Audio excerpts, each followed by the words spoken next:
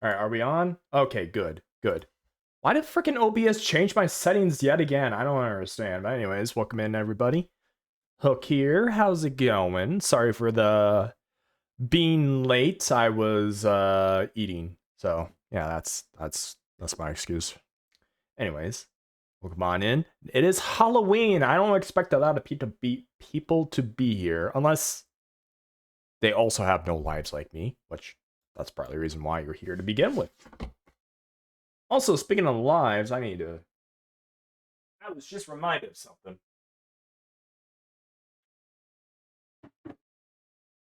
Gotta charge my phone.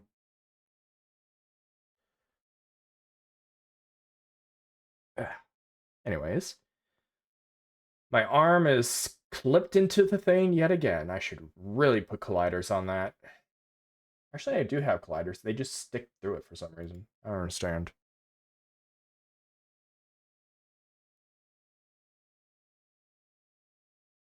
So, how's everyone's Halloween? Are you doing fine? Are you doing anything special? Besides watching me.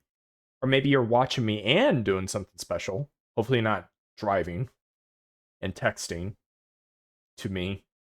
And then next thing you know, you're gonna say like, hey, I got into a car accident, but that's okay. Because my insurance will cover it. Like, buddy, you have your priorities not straight in here. Okay.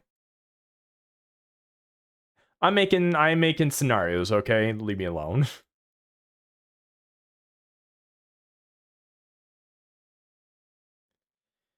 So yeah. We're gonna be doing some video watching. So how's that sound? Some spooky videos, some the spookiest kind. Very, very quite crowd. Hmm. I guess it really is probably not a I don't want to say not a good time, but it is quite a time to start because of Halloween.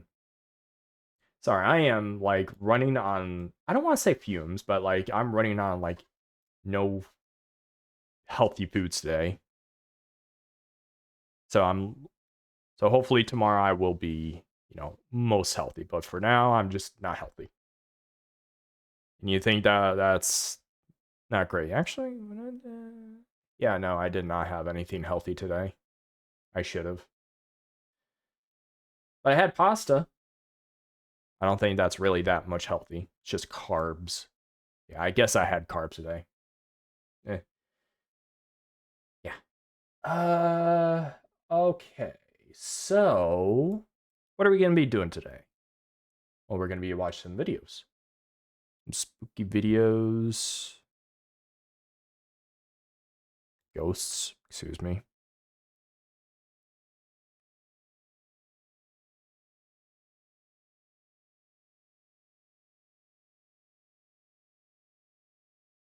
No, that's well, obvious. It's entertainment. I was gonna say this looks entertaining. Let's not watch it. Then I have like a thing of like a history of creepy pasta. All right, that's entertaining, but it's like an hour long. So let's not do that. Let's try to find something, like ghost videos to start off with.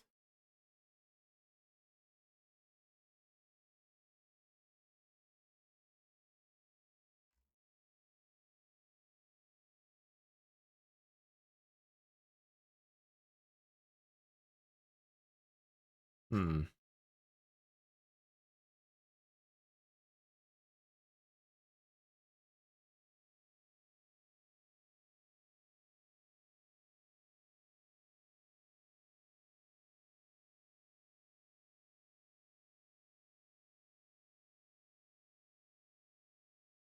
All right. We're gonna go with here, let me share my my screen just show that what my recommendations are for ghosts. It's not even showing up. All right. See how it is. Where is it?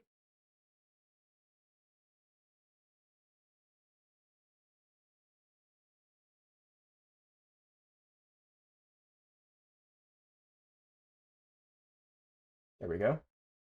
All right. And turn this off for whatever reason. All right. So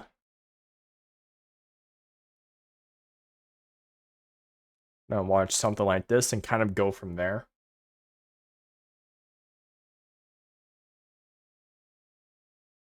Or maybe watch this.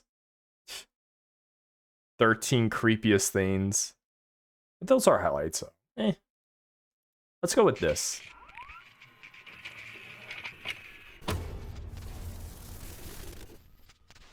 Hello everyone, my name is Sir Spooks and today we'll take a look at 13 scary videos. But before we begin, make sure to subscribe to my channel for more scary content. Alright, with that said, let's begin. Is there something gonna be on top of there?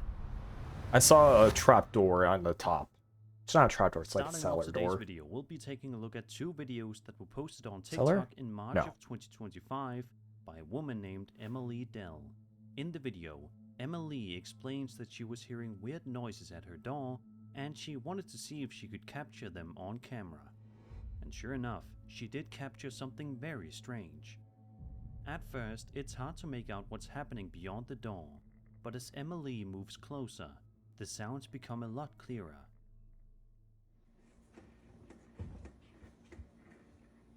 At your door?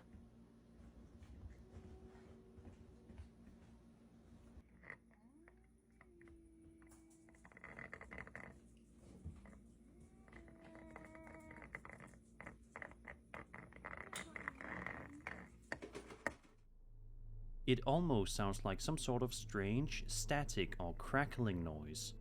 It sounds like those radiation detectors. You hear like from Fallout to Stalker, you know, those games. Is coming from behind the door, as well as someone's voice. Voice. Emily says that she initially thought that it was an animal, but she eventually realized that that was not the case.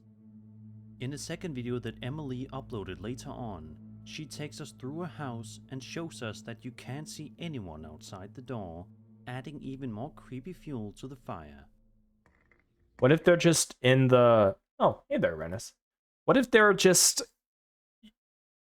on the other side, like pressed up against the door, and it's just a friend doing it?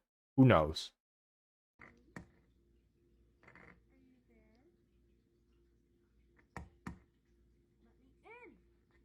And this is why I can't call the cops, because when I go to look, there's no one there. What if it's that weird statue that's doing it? I know it's hard to see, but I'm not opening the I door. just saw something real spooky. Sonic and Knuckles at my front door. They demanded candy. Oh. Oh, geez. Well, first off, I didn't know they were doing trick-or-treating at door-to-door. I thought it was trunk-treating. And secondly, they were demanding candy? Well, you better go and give them candy then, because, yeah. Wait, no, no, probably Knuckles would demand it. But Sonic will probably be nice about it. Still door here. Oh, okay. Yeah, I heard there was like a bunch of like trunk-or-treating. It's cold tonight. It is cold tonight here too. I mean, it's always cold in Halloween, or yeah, Halloween. And you see a lot of kids wearing their costumes with jackets on. And sometimes they don't want to wear it because they don't want to wear the jacket. There's like no one out there, and like, this is a window. There's no people, but this is a window, and you can really see out there. And it's hard to see. So I don't know Oh, jeez. what's going on. So what do you think is going on here? Some people think it could be the work of a mimic, a type of paranormal entity sent to copy human voices in order to lure people out. Oh, from... Others have suggested a skinwalker, a creature from Navajo folklore. Okay, the mimic part, I believe, because ghosts, but like, skinwalkers, come on now. Better than it's supposed to be. Weather said it was gonna rain and be freezing or below. Instead, it's just freezing or below. Cooler than most Halloweens when I was a kid. Ooh. Well, I mean, I think actually, yeah, I think the start of COVID, it started to snow around that time, and they had to delay Halloween, which sucked.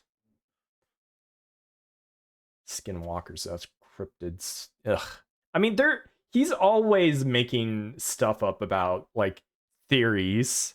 Like, oh, it must be this or this, and it's just like a simple scientific answer. Like, come on now. Known for shapeshifting and imitating voices to deceive or frighten, believe.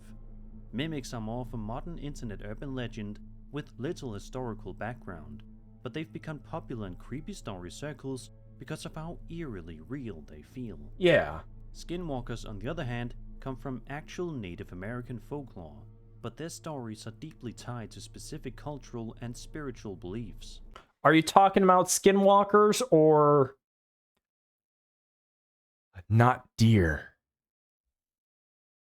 Because people get a lot confused between those. Modern people most married. Yes! I was just saying that.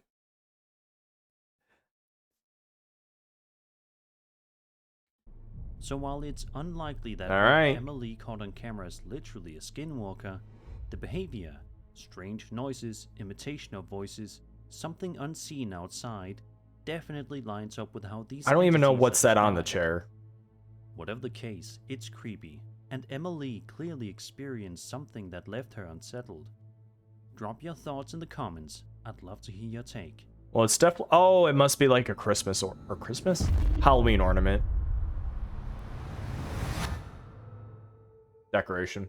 Over on TikTok, a woman named Destiny Sanchez shared that her boyfriend was working on installing Wi-Fi at someone's home for his job when he encountered something absolutely terrifying. The video shows Destiny's boyfriend quietly filming and whispering to the camera, saying that he's been hearing strange noises, even though he's completely alone in the house.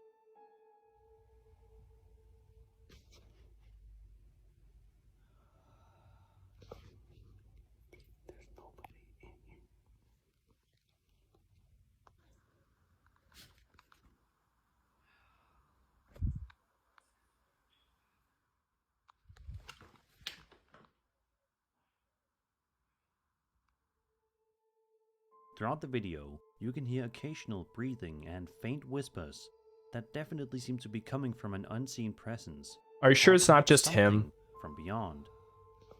Destiny also notes that the house her boyfriend was in was built back in 1954, so it's definitely got some age to it.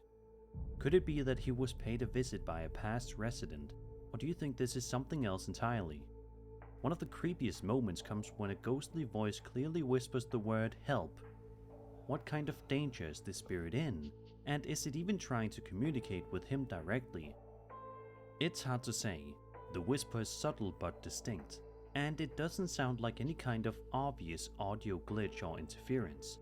Of course, there's also the possibility of audio pareidolia, a psychological phenomenon where our brains interpret random sounds as something familiar, like voices or words. That could explain why we think we hear help. Still, given the eerie timing, I think this dude was just saying help and trying to like get a few good views in. A princess this time? Damn nobles in their candy taxes. Dang, they're even sending a princess over to get your taxes.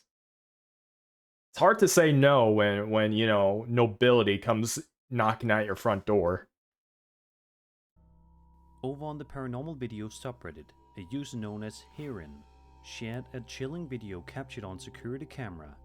He explains that his father used to work the night shift as a security guard in a building and would occasionally send him odd videos from the job. The uploader says he's never been quite sure what to make of this particular clip, but admits it's always creeped him out, and he's curious to hear other people's thoughts. So without further ado, let's take a look.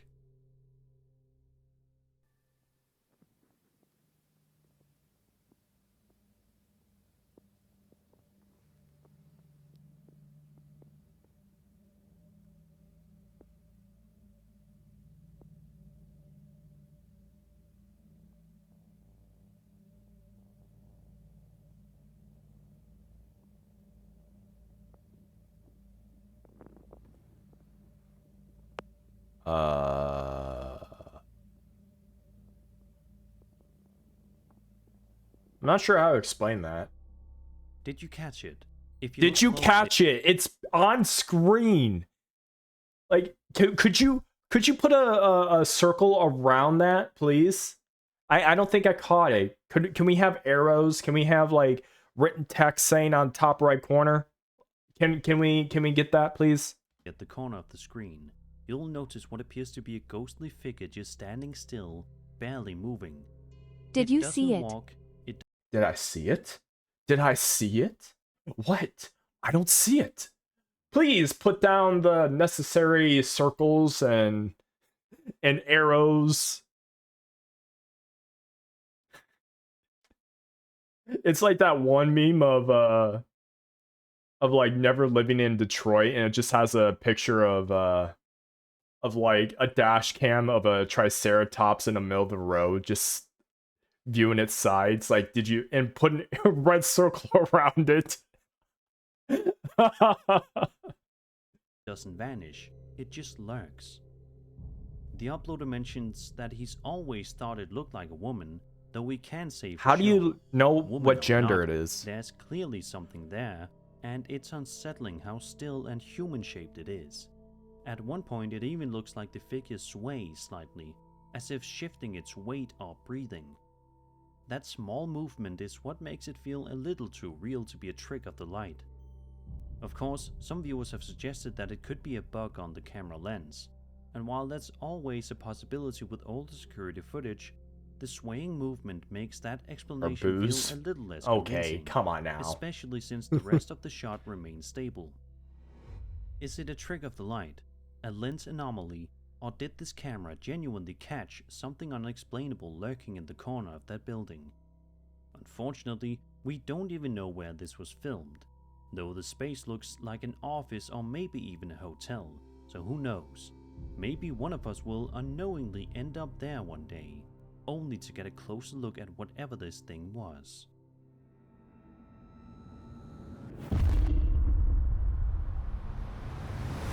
There was no real explanation besides Over on it being a TikTok, glitch. A user going by Adventures with D-Baby posted a series of videos that start off as ordinary, With but take a D-Baby? seriously eerie turn. In the Okay. first clip, she is seen unlocking a door in her home when behind her, the attic entrance suddenly swings open on its own. Like from outwards, inwards, inwards.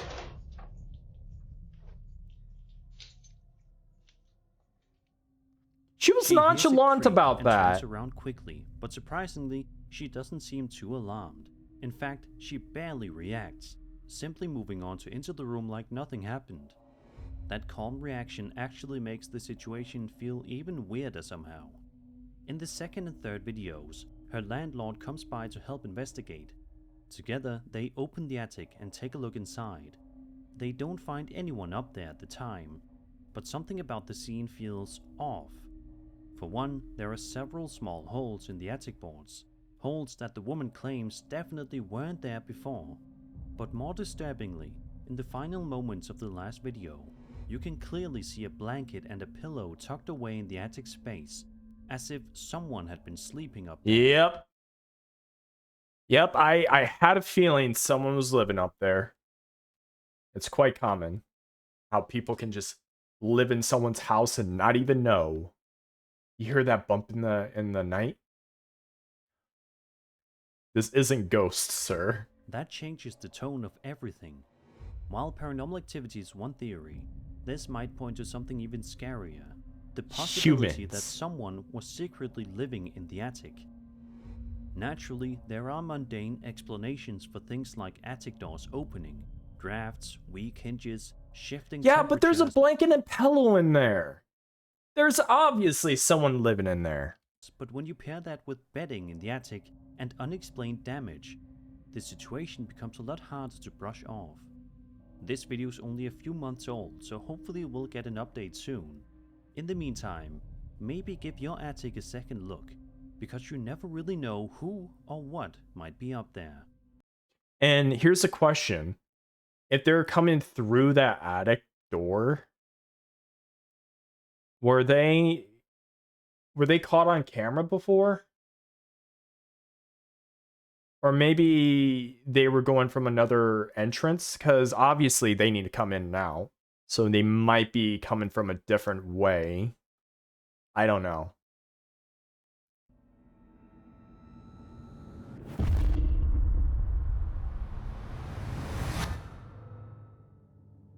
Imagine you're driving down a road late at night. Yep. You're probably exhausted and counting down the minutes until you can get to your destination, whether it's home or somewhere else. However, what would happen if you encountered something absolutely terrifying while driving? That's what happened in this next video we're going to take a look at. A man named Jace was driving down a road late at night in South Australia when out of nowhere this happened. And it's a... Oh, I thought it was a blood moon. Oh, those people.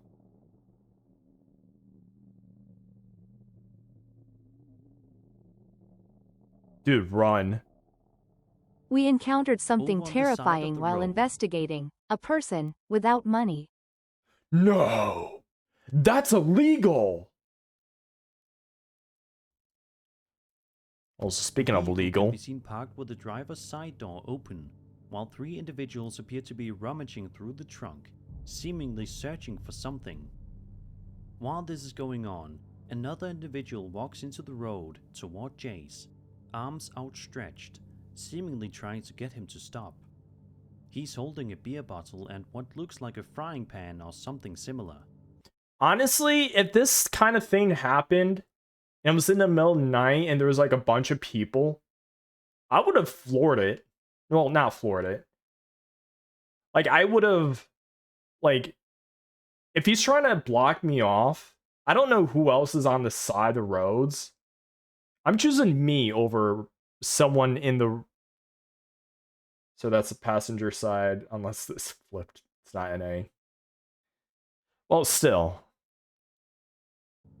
Thankfully, it seems Jace was able to get past these people without any harm coming his way. I'm not But even sure was it is. Definitely a terrifying encounter. Several people in the comments shared stories of similar things happening to them, especially on rural or isolated roads. Oh, yeah.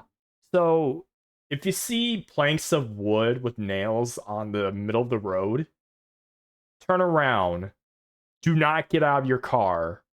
Do not go over those. Obviously, don't go over those wooden barrels because you're gonna die. That's a fact. You're not gonna see that car again. You're not gonna see your family again, unless those people that, you know, take stuff away from you and just leave you alone. Don't do it. It's whatever road you need to go to, not this road. Others pointed out that in situations like these, even if it seems like someone needs help, it's sometimes best to keep driving, Australian here, person behaving insane person. just in case it's a setup for something more dangerous. And honestly, I'd have to agree. The Australian outback is vast and Oh, I mostly see. empty, and while it's beautiful, it can also be incredibly dangerous. There have been real cases of people being lured into traps on If you do remote drive roads, over them before most seeing them, famously, keep the driving. Peter Falconio Grind those case, things to the rim where if you have British to. backpacker was Mhm. murdered in the outback Your life is more important than the rims of your wheels, or really your car. after he and his girlfriend were flagged down by a man pretending to need help. So while this encounter might have just been a group of drunk people messing around, it's hard not to feel uneasy. Especially with the man walking toward the car holding who knows what. Make sure to keep your eyes peeled next time you're driving late at night. You never know who or what might be waiting in the dark.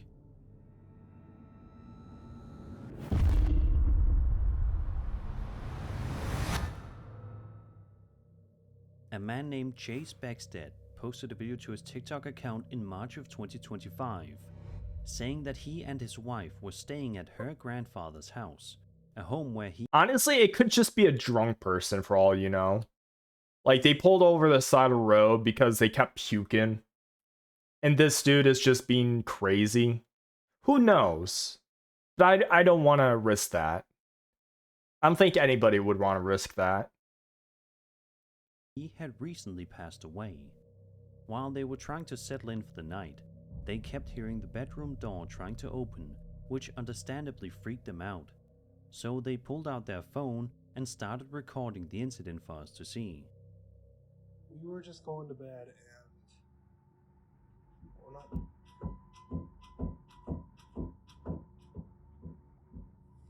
Let me just show you.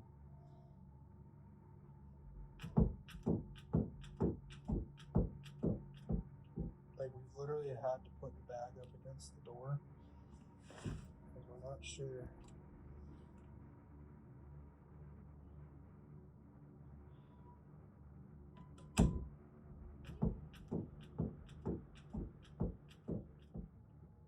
It got Chase worse. said that he packed up their things and took his wife out to the car, then came back inside alone to grab the rest of their belongings, leaving the bedroom door open behind him. In the second part of the video, we watch as they attempt to leave, but the door begins to rattle again. This time, it's even more intense, almost like something unseen is desperately trying to get them to stay. Okay. It's like, please don't leave me. Please don't leave me. I'll be good. I'll be good. Just like shaking the door so it knows, like, hey, I'm innocent. I'm safe. Also, Curran, please. Please. There we go. Okay, so we're leaving.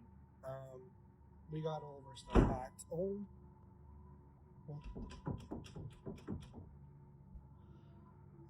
my gosh.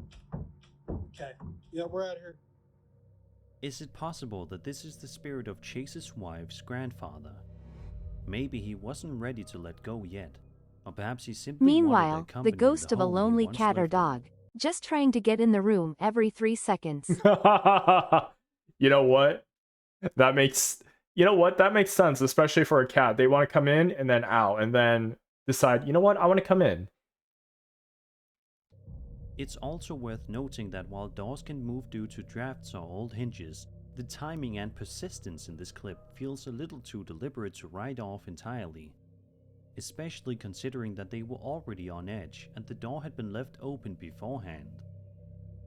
Sadly, we'll never know the definite answer, but honestly it's probably for the best that they decided to leave, just in case something truly unwanted was waiting on the other side of that door. Are we sure it's just not one of his friends saying something and then creating a big story about it?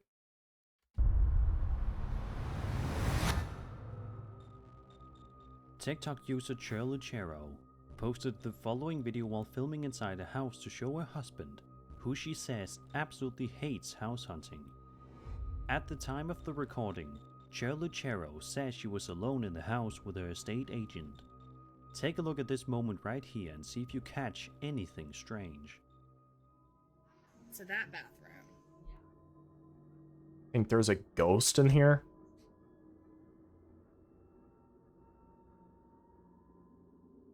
And that goes.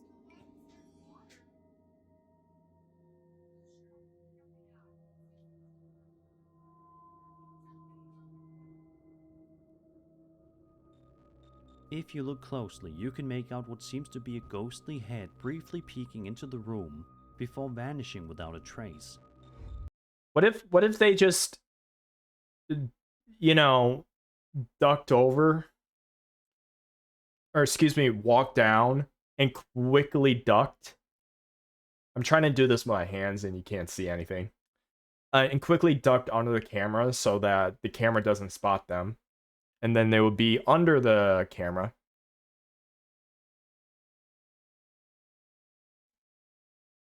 According to Choluchero, she didn't even notice anything odd until she rewatched the footage later that day.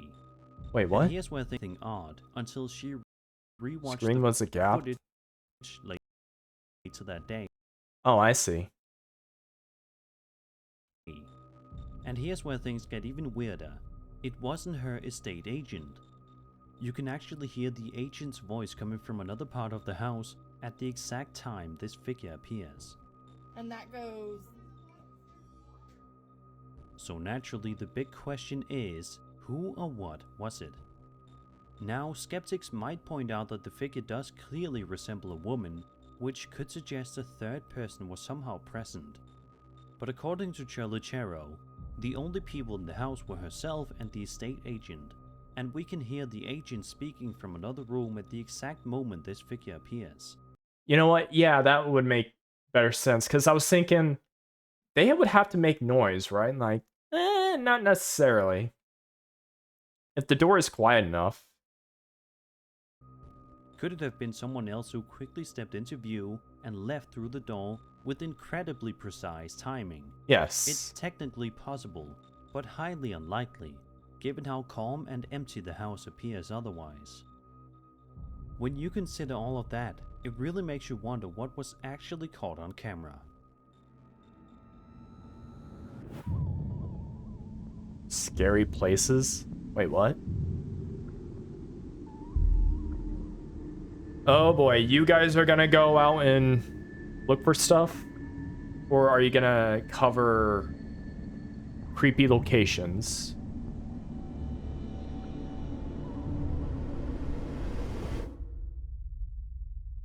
On Spooky Hour, YouTube at Spooky Hour. Wait, what? A Reddit user known as Loose Alternative. Where's the Spooky Hour stuff? It's time for more people in old places without face A masks. video that's been sparking Yes! a ton of debate across the community. According to the post, the footage was discovered online and reposted for discussion. It was filmed at an undisclosed location, either in the middle of the day or at night. The lighting makes it difficult to say for sure, and it captures something that will definitely make you raise an eyebrow. Take a look for yourself. UFOs? Hey, it's the triangle people, the one from Voices of the Void. The cat girl people are here.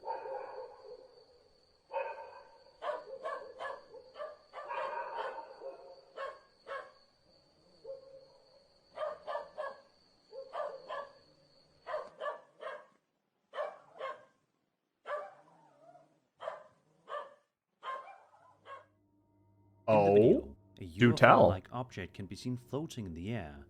What's particularly strange is that it appears to be spinning around its own axis in a very smooth, deliberate motion. The uploader says he personally believes the video is authentic, but admits he's unsure of what exactly he's looking at. Weather He balloon? also notes that it doesn't appear to be CGI. That said, many commenters have suggested that it could be CGI, pointing out how fluid and surreal the object's motion appears. But here's the thing, even if it is CGI, it would have to be very high quality and convincingly rendered, especially given the lighting, shadows, and subtle camera movements that seem to interact naturally with the object. It's not your typical cheap overlay or obvious digital fake. Oh my god, I just got it. No, I hate you, but I also love you. Like, come on now. I cannot believe it. Way to go, but like, screw you. Others in the comments are hoping for more details, like the location and time of day, to help further analyze the footage, but so far, that information hasn't been made available. Still, whether real or fabricated, This is easily one of the most intriguing UFO clips to surface in a while. It's the kind of video that sticks in your mind and makes you wonder, what exactly did we just watch? Do you think this is the real deal or just a very well executed fake? Let me know your thoughts in the comments. I think it's a Curious to know well what you executed think. fake. But it's mostly like, I want to believe. A YouTube channel known as ScreamFreak79 posted a video on February 4th, 2011 that shows a couple of guys standing outside in the middle of the night in a creepy forest. Oh? They're trying to make contact with the spirit they believe might be lurking in the area. At first, it seems like nothing is happening, like their attempts at communication aren't working. But that all changes in a matter of seconds when something truly unexpected happens.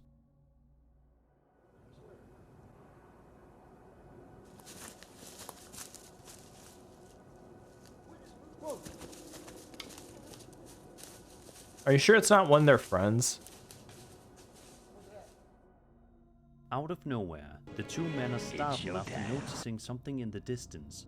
Just moments later, we can see what appears to be a ghostly apparition quickly moving through the trees before it vanishes into thin air. Are we sure never it's to not be the seen or camera? heard from again.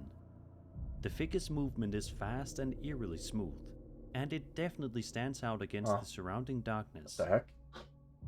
It's not easy to tell what it is, but it doesn't look like a person casually walking through the woods, more like something gliding. Now, this video dates back to 2011, and unfortunately, there haven't been any follow-up posts or updates from the channel. That means this clip remains shrouded in mystery to this day.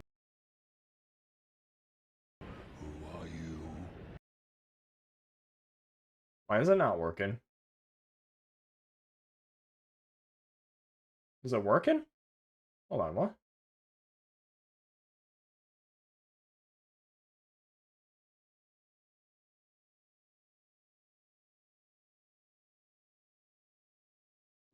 You heard it on this end, but I didn't hear it on this end. Did I accidentally turn it off?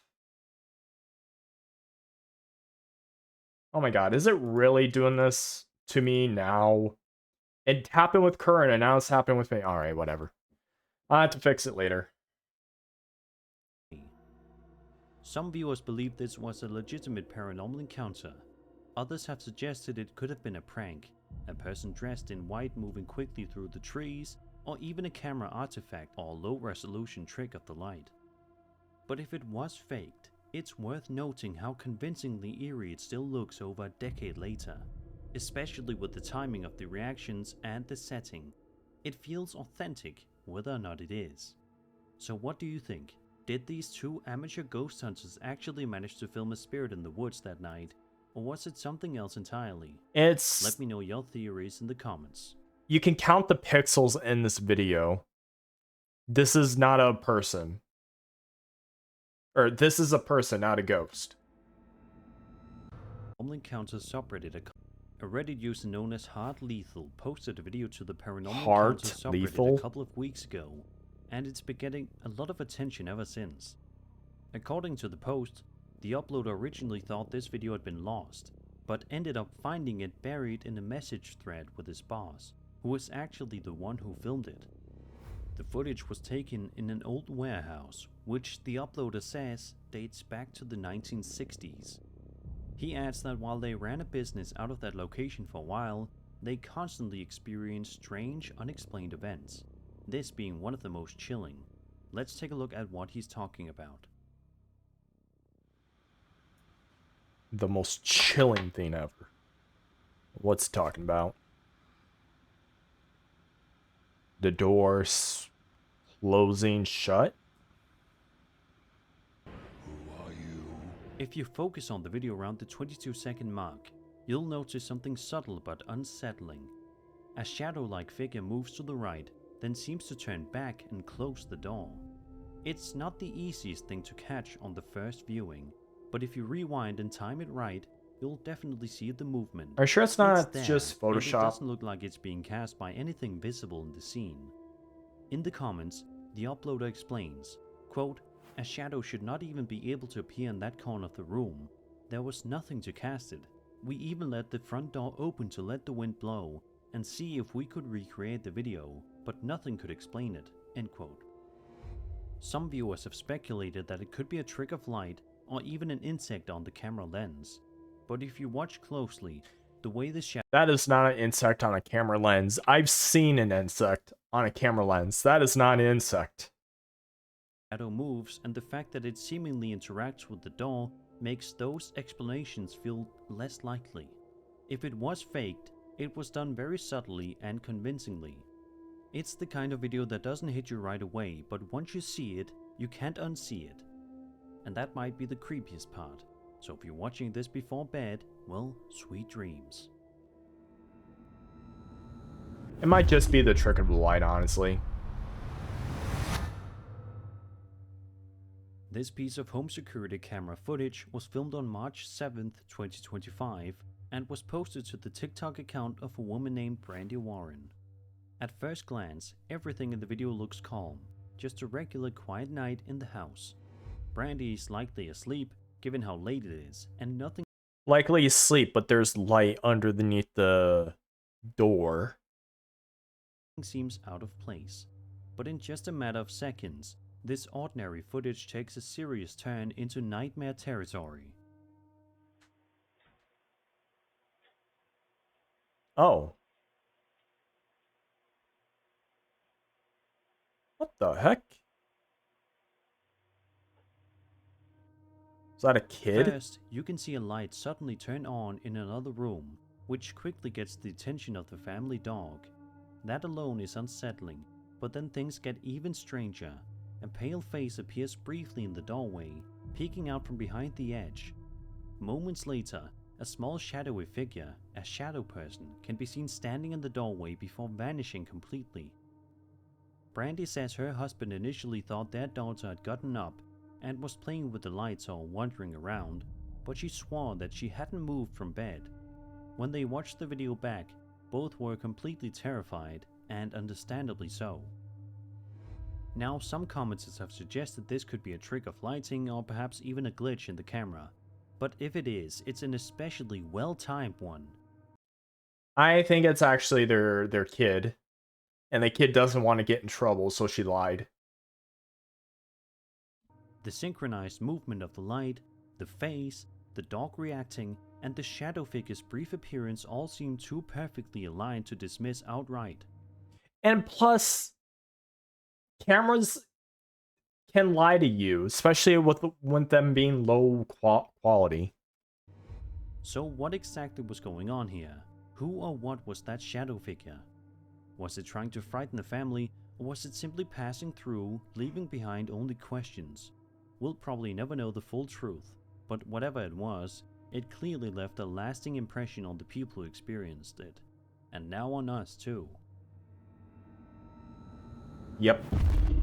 And depends on how young the child is.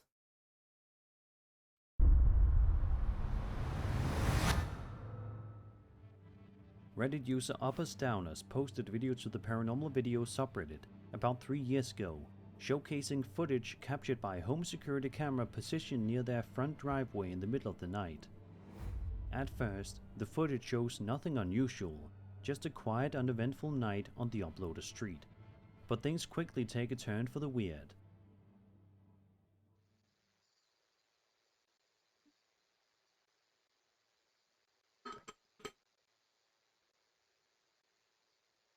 Huh.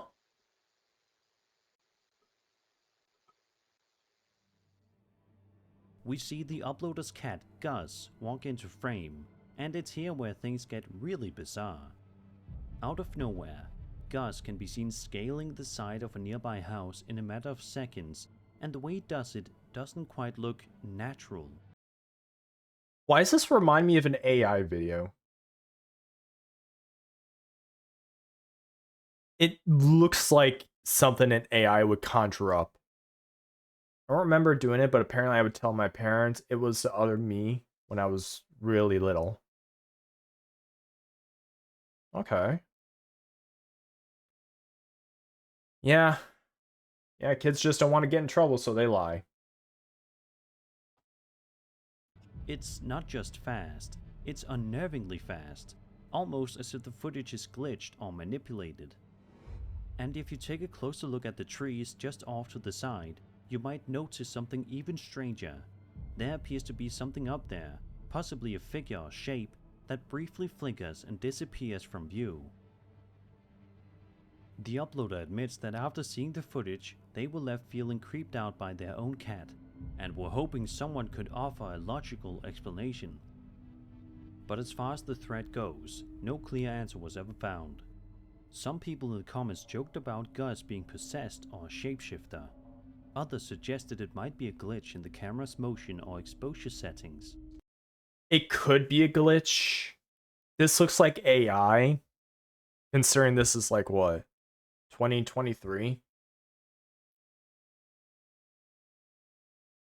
But even if that's the case, the video still has a surreal, unsettling vibe to it that's hard to shake. So was this just a cat doing cat things in a weirdly timed sequence, or did something else mess with the footage, or with Gus himself? I don't know, because AI was around like 2022, I think. I don't know. And it's probably not perfected yet. But I think the quality of it, and then them putting, the fake time down in bottom, maybe. I really couldn't tell you. And also, where is this even ring camera even on? It's like above where the garage would be. I don't know. I'm chalking it up to either a camera glitch or AI.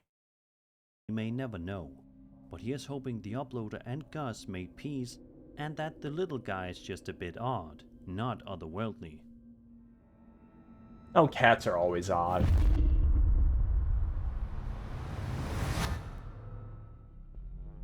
A woman named Jenna Snow posted a series of videos to her TikTok account last year, documenting some seriously creepy things happening at the hotel where she works.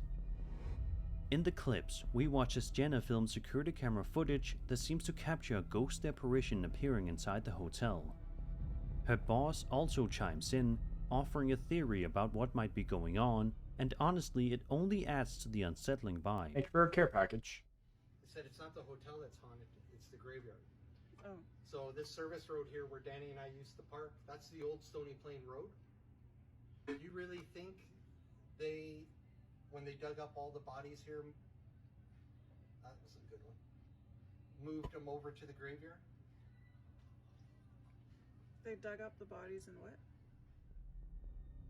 That definitely seems to be something bizarre happening in that hotel. The figure captured on camera has that classic translucent shadowy look, just enough to make your skin crawl. And it's not just a one-time event either. The apparition seems to show up on multiple occasions, moving through different parts of the building.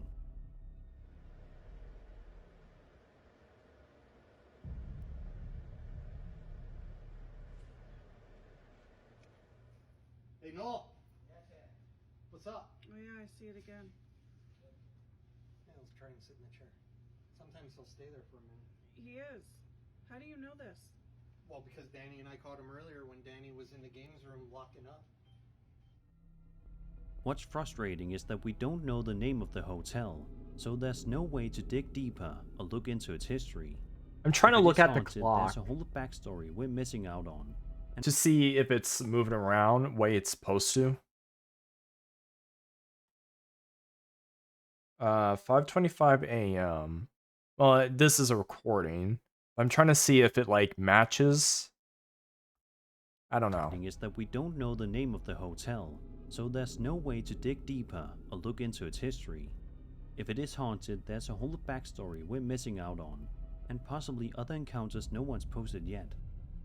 Some commenters have speculated that this could be a lingering spirit, maybe tied to something tragic that happened on the property. Others think it could be a camera glitch or even someone messing with the footage. But the fact that it appears multiple times, and always in a different way, makes the CGI or hoax angle feel less likely. So what exactly is going on here? We may never know for sure. Let's just hope that if this hotel is haunted, none of us accidentally end up booking a room there, completely unaware we're stepping into the same building from this footage. And that was 13 What was the thing you were talking about earlier? The whole spooky hour thing. Was it spooky hour?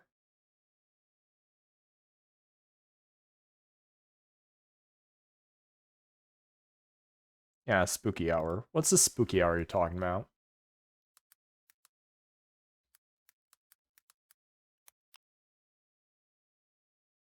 Alright, subscribe to it. Oh, and I freaking already... It's not that I didn't watch it, it's just I was checking out to see what was going on with the full documentary stuff. Wait, how long do you... Wow. You don't... Alright, well, members only. Yeah, no wonder you're not getting traction. You have a bunch of members only stuff. It's like, let me look at stuff, but you won't. Cowards, all of you. Try not to get scared, the back rooms. Oh, playing games.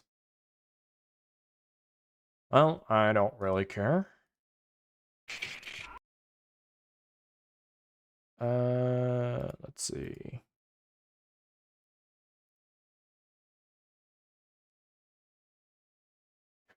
My cat does strange stuff too, don't worry.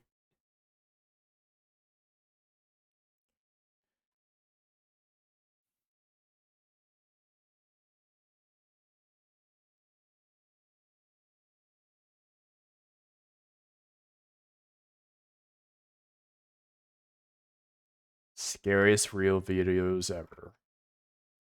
Sure, buddy. Sure.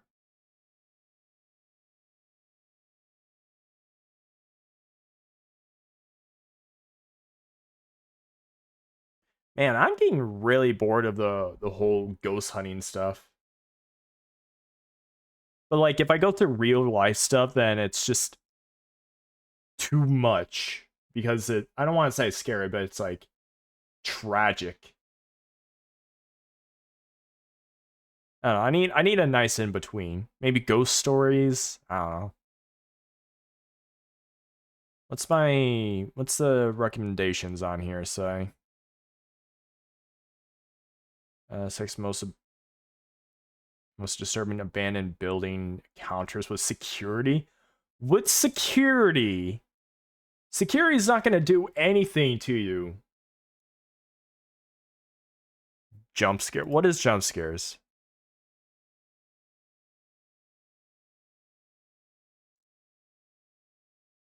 Two real horror games when the horror game is literally horror. Yeah.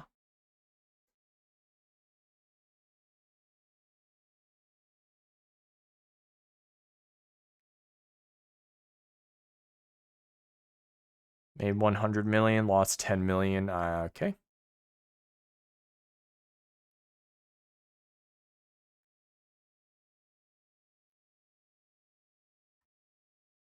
What about just ghosts?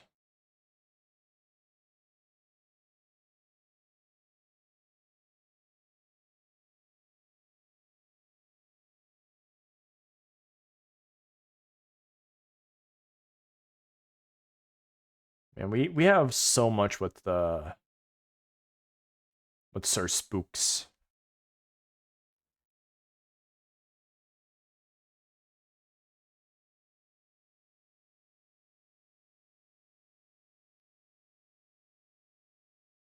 Gee, now that's creepy. Let's watch this one. On September 10th, 2019, travel YouTuber Straight to the Bald and point. Thank you. Bankrupt uploaded what seemed Bald like a and typical bankrupt. Oh, I feel that, my dude. I feel that. vlog exploring a forgotten town in Kyrgyzstan. What starts as a quiet walk through the empty streets soon takes an unsettling turn.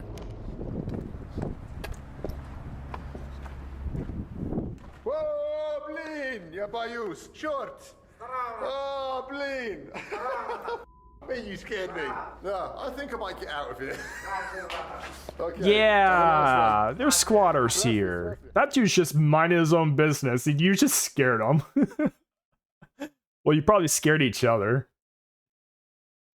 It wasn't a dangerous encounter, but it left behind a lingering unease. Because when exploring abandoned places, you never really know who or what might be silently waiting in the darkness. And in the next case, that uncertainty almost turns deadly. Urbex Hill? I have not seen this dude in a while. 2025, urban explorer Urbex Hill, real name Chris, posted a video documenting his exploration of Cleveland's Rockefeller Building. Once a thriving office tower. Wait, isn't the one where he saw the dude in the corner? The building had fallen into limbo after years of failed redevelopment efforts. And I think it was going to give him $20, but then he left. By 2022, it was fully abandoned and quickly became a hotspot for break-ins, vandalism, and worse. At first, Chris Worse, trespassing. thought it would be just another routine exploration, but things quickly took a darker turn. No, it's not the one I was thinking of. Wow, those are all bullet holes. Or wait, or was it the one with the door seeing a bullet casing? That's not good. Yeah, if you see a bullet casing here, you don't know how long it's been. But I think it's the door that has don't come in. 9mm. That's crazy. There's people literally shooting in this building. The bullet casing he just found is only the beginning, and as he continues further into the building, the signs of what's coming next begin to pile up. Bro, more bullet casings. Why are you following the bullet casings? Somebody's been up here recently. Smells like cigarettes in here. How do you know it's recently? Somebody was like using needles up here too, it looks like. It's interesting. Shit, what is that noise? What is that noise? After finding out there was bullet casings here and you said it was recent. Maybe, you know, be a little bit more quiet and turn that light off. Sounds like an alarm. Oh. Somebody's here. Listen to that. As Chris moves deeper inside, he hears voices echoing through the halls. Assuming they're fellow urban explorers, he decides to approach. But what he expects to be a harmless encounter quickly takes a sinister turn. The audio cuts out during the exchange, but the situation is clear. These aren't explorers, they're scrappers, and they don't want any company. One even threatens to shoot Chris if he doesn't leave. He immediately retreats, descending several floors to escape the confrontation.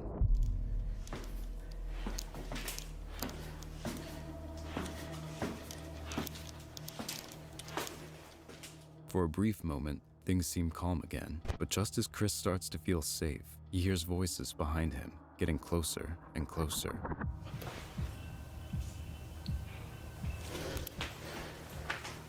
Oh boy. Maybe they think that he's a scrapper. And when they mean by scrapper, they mean they're tearing up the building for copper wire to sell, right?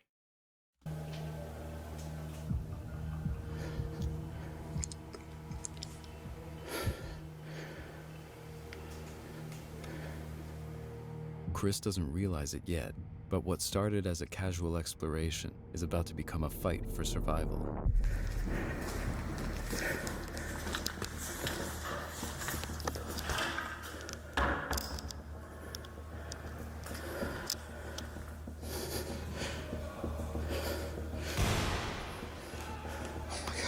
Okay.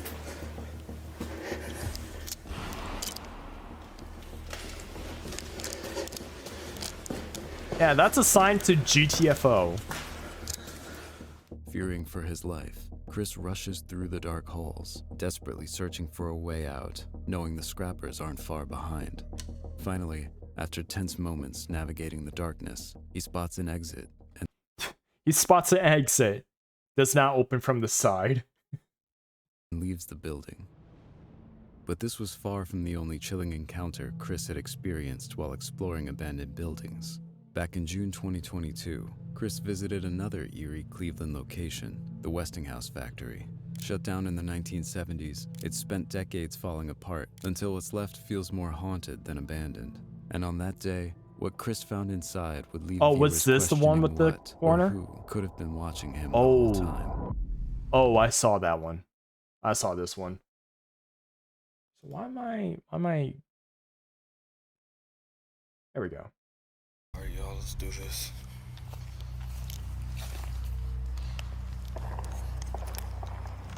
Yep, I saw this one.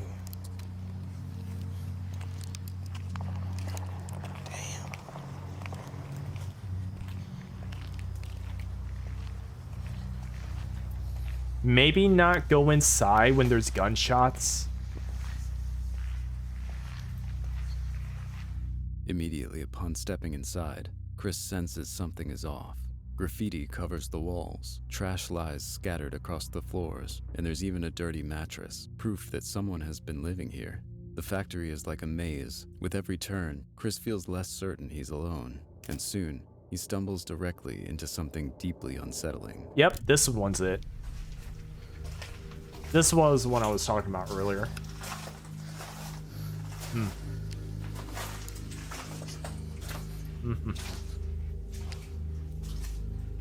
This place is so wet. Oh, you scared the fuck out of me. Yo. You need some help, bro? Yo. Fuck that. I think this dude is on some drug. Got it his way. Chris cautiously offers to help the man, but something about the encounter deeply unsettles him, prompting him to quickly back away. Yet, after just a few tense minutes, Chris decides to return, determined to find out more. But when he arrives back at the spot, something is very wrong.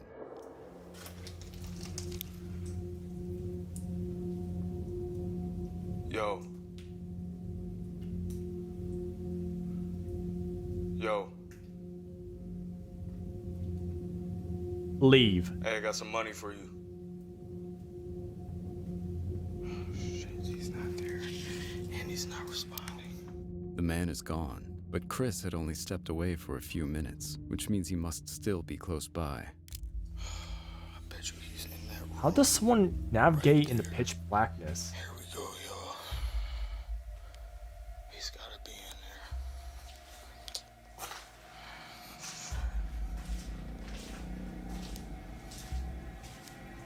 there. Yo. Why are you here. still trying? Come on now.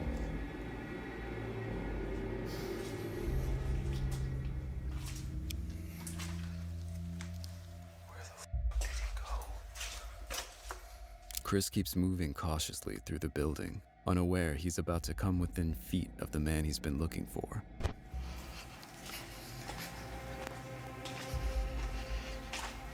There's a lot of bats down here too. Damn. And he didn't even see him. If you look carefully at the left side of the frame, you'll spot the man Chris was searching for in the darkness, standing silently, watching Chris closely. But Chris doesn't notice him, and as he continues exploring, he soon encounters someone else.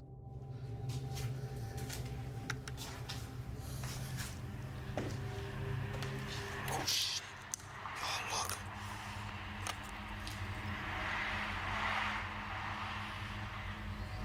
Damn, there's a bunch of homeless people down here.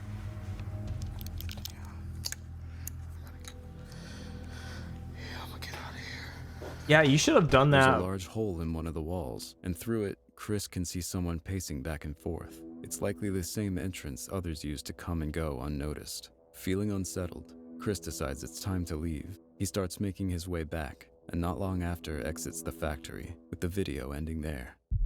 But 3 years later, curiosity draws Chris back to the factory once Really? again, unaware he's about to have an even more chilling encounter. To the place where he was at beforehand. This is where I saw that dude at.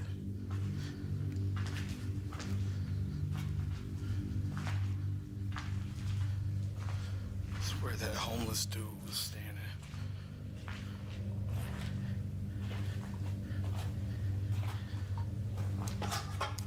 Standing right here.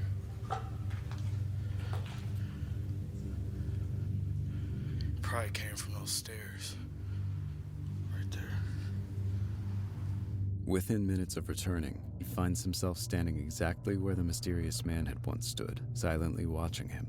Later, Chris enters a narrow corridor, completely unaware that something disturbing is about to happen. There's gotta be somebody in here. What do you mean?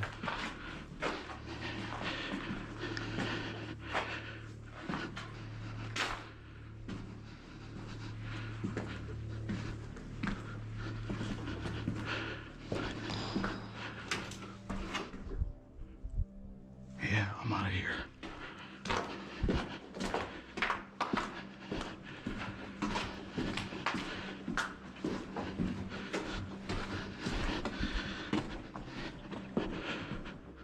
Chris doesn't notice, but just ahead of him, a man quietly walks past, disappearing into the darkness. Oh, I didn't see It's that. deeply unsettling, because in buildings like these, with endless corners and maze-like corridors cloaked in shadow, there's no way of knowing who's silently watching you from just a few feet away. And as we've seen from Chris's explorations, sometimes they're closer than you'd ever imagine, just like what happens in this next case. I always wondered how, like, what this place looks like from the beginning. Because it looks like a actual horror game level. I wonder what it looked like, you know, before all this. On May 26th, 2024, the YouTube channel Vacant Haven posted footage exploring a remote cabin that belonged to an elderly man, left abandoned after his passing. It was supposed to be just another quiet exploration, but from the moment they arrived, something felt off.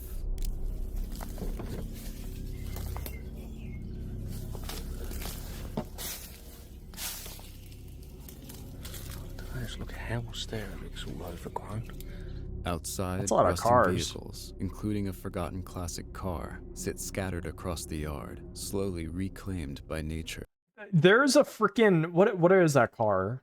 The one on the left? A BMW? Those are expensive cars. But as they approach the house, subtle signs hint they're not alone.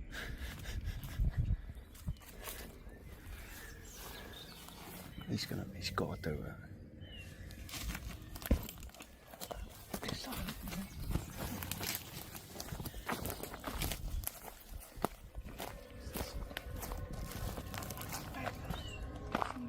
How do you know?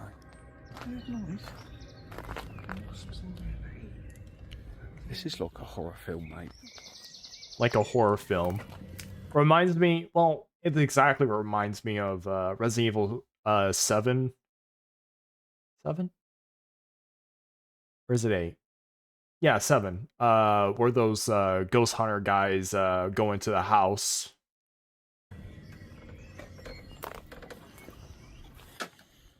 Instead, I think they're like renovating this. I forgot what they were doing. Inside the house, the electricity is still on, making it clear someone has been there recently. And the deeper they venture, the more unsettling the evidence becomes.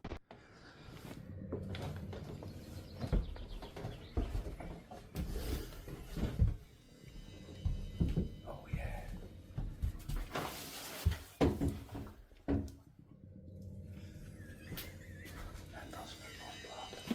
That is, I don't want to say freshly painted, but it's been sloppily painted. Meaning that this is someone's house. This is weird. 'Cause look, even the wall. Or squatter, I should say. State. Oh my god. Oh, you're back out here, aren't you?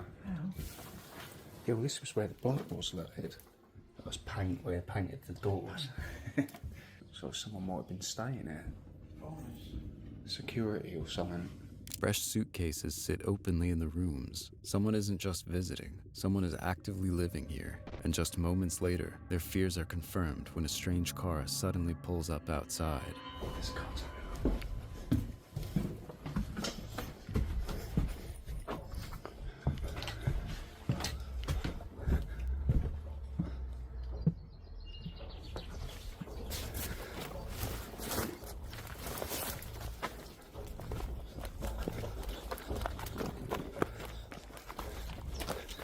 Don't let him see you, don't let him see you.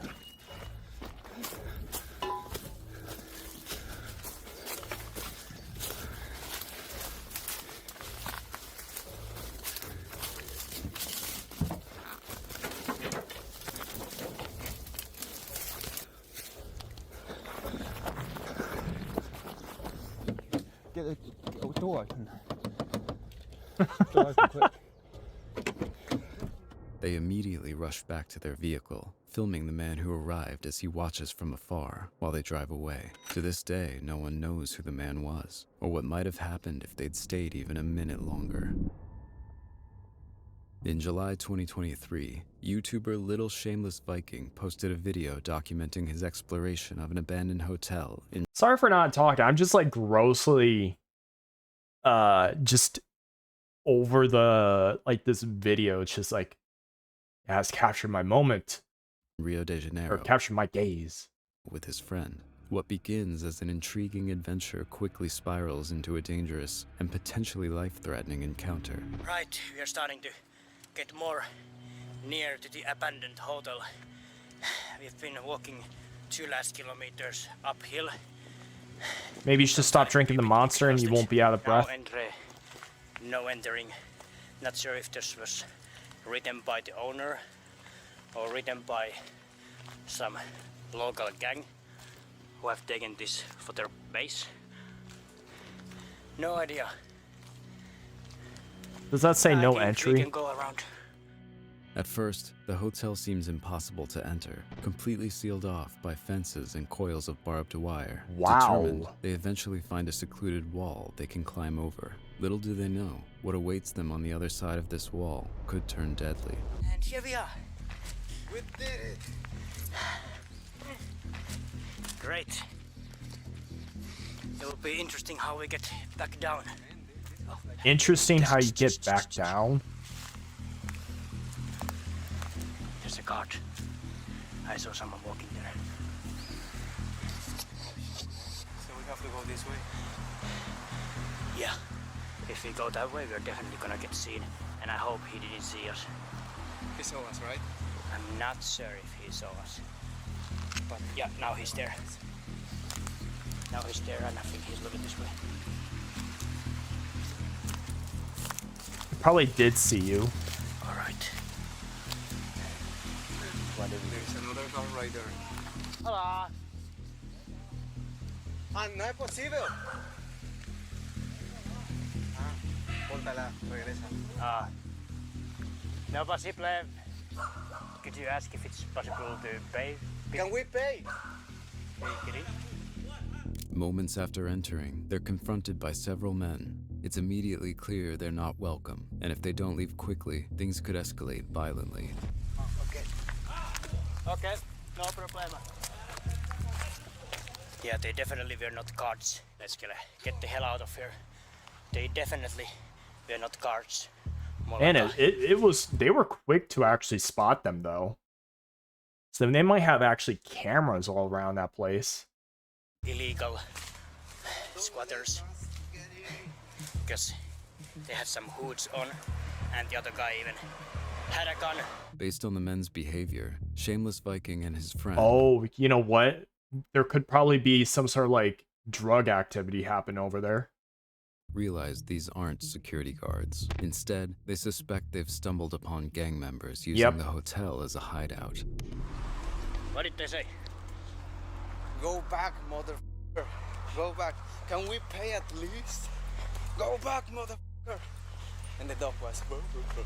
Yeah, the guy had a gun. You saw it? Yeah. Oh, I didn't saw that.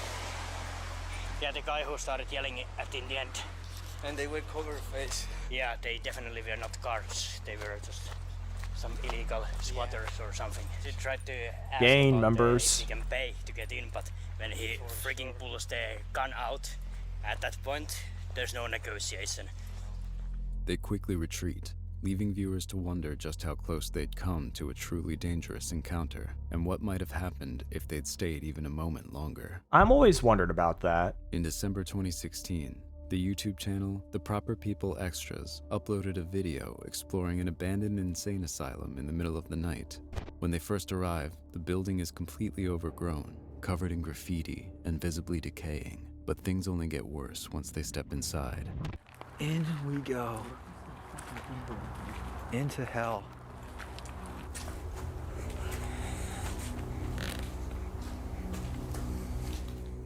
The interior is even more unsettling. Broken walls, graffiti-covered hallways, and trash scattered everywhere. As they cautiously move deeper, they notice something chilling up ahead. Whoa, look at this. It's her run. Look at this staircase out here. Oh shit. There's somebody there. No way. There's somebody out there. Where? I don't see it. Yeah, let's go to the car. In the distance, there's a faint light. It might just be Oh. other explorers, but when they call out, the person holding the light doesn't respond, just quietly turns it off, as if not wanting to be seen. Unnerved and not wanting to take any risks, they decide to return to their car. But just as they're leaving, the mysterious light appears again, closer this time. Closer? Yeah, I don't like the feeling of this. Yeah. Just get out of here. Probably. Was it just outside the door or something? Where? You saw a light? Leave now. If that light is following you, Hello? Yeah, the fact that they're not answering back. Let's get out of here.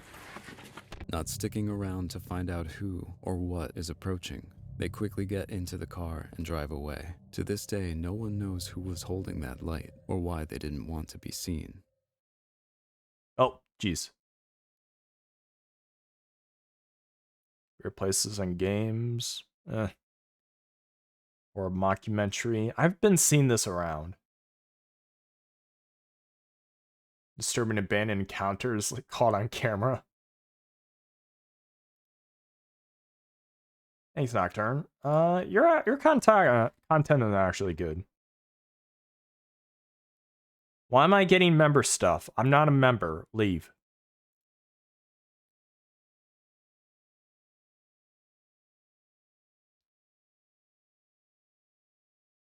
Anything in here that we can watch?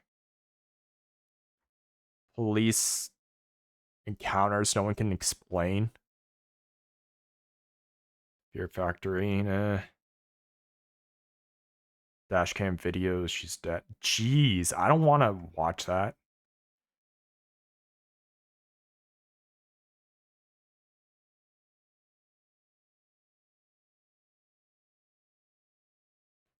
It's ghost hunting stuff.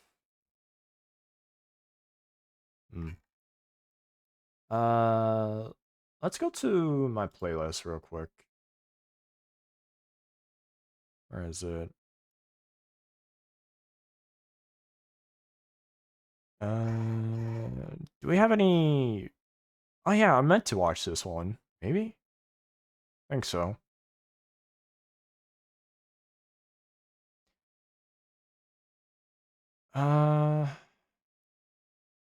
Alright. Oh, I guess I had this on my... Whoops. Well, anyways, removing that. Reading and ranking every classic creepypasta. Do we want to... Nah. I'll probably do one of my own. Maybe. Wait,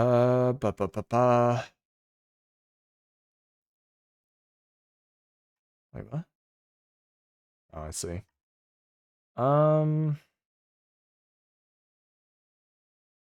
Let's try this one.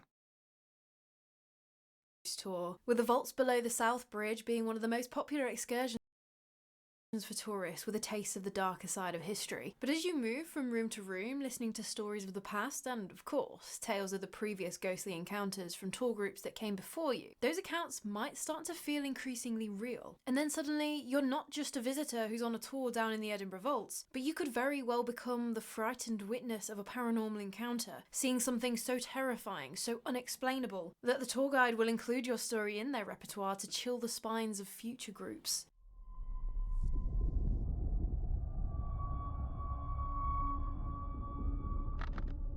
What are you talking about? So before we go down underground, let's talk a little bit about Edinburgh itself and how the bridge came to be. Because Edinburgh actually sits on a really hilly area. There are like 7 hills that Edinburgh kind of sits between. Everywhere you walk in the city, it's uphill. It's one of those places. But back in the day, as the city was expanding over these hills... So it's one of those places where like it would landslide or something, right? They made use of all the space that they could. In 1785, they started building the South Bridge to connect the Old Town High Street to the university buildings to the south. And this South Bridge was huge. It was 1,000 foot long and made up of 19 archways. When the bridge opened in 1788, though, it was not super well received by the locals. As they were planning the grand opening ceremony, it was agreed that the first person to cross the bridge should be significant. And so the elderly wife of a local judge was put forward to be the first person to cross the new South Bridge. Thing was, she actually passed away in the week before the bridge opened. Oh. That's a shame.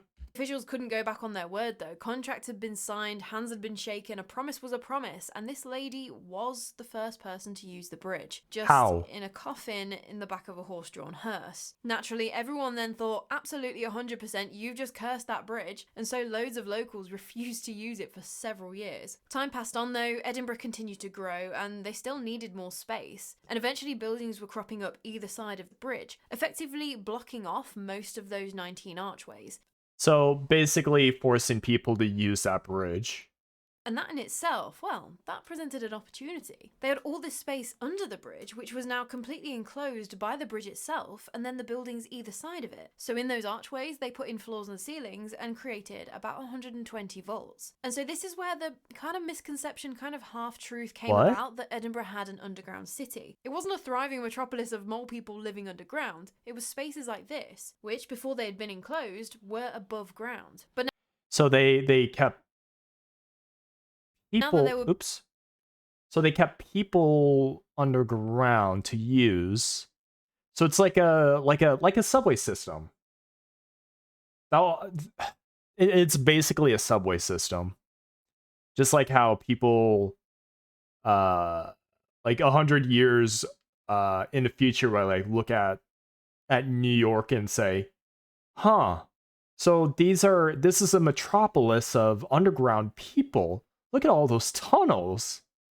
Buildings either side of the bridge arches, and there were buildings on top of the bridge. It now felt like you had to go downstairs to get into these vaults, so it was like you were going underground into a subterranean city. And so after all of these buildings had been built and the vaults had been created, to look at the area, you wouldn't think that there was a bridge there. Like, you can't see a bridge. It's only if you go onto the Cowgate that you'll see one of the arches still open. And if you were actually on the bridge, back in the 18th century, all you would see is a street of quite high-class, fashionable shops. Things like silversmiths, goldsmiths, bookbinders, like those very high-class establishments. But then if you made your way down into the vaults, I guess it really would feel like an underground city, because those vaults were rented out as storerooms for the shops above, as well as actual workshops. People did run their businesses from these vaults. Legitimate businesses like tanners, butchers, cobblers, blacksmiths, like all those sorts of people. And so for the first 30 years, it worked great, but there was a problem with the construction of these vaults, because they hadn't actually been waterproofed properly. Apparently they'd been built with cheap materials, so they leaked. Which... Oh, great. And they're all underground too, so everything is above the thing. So I can only imagine it being weakened over time, maybe.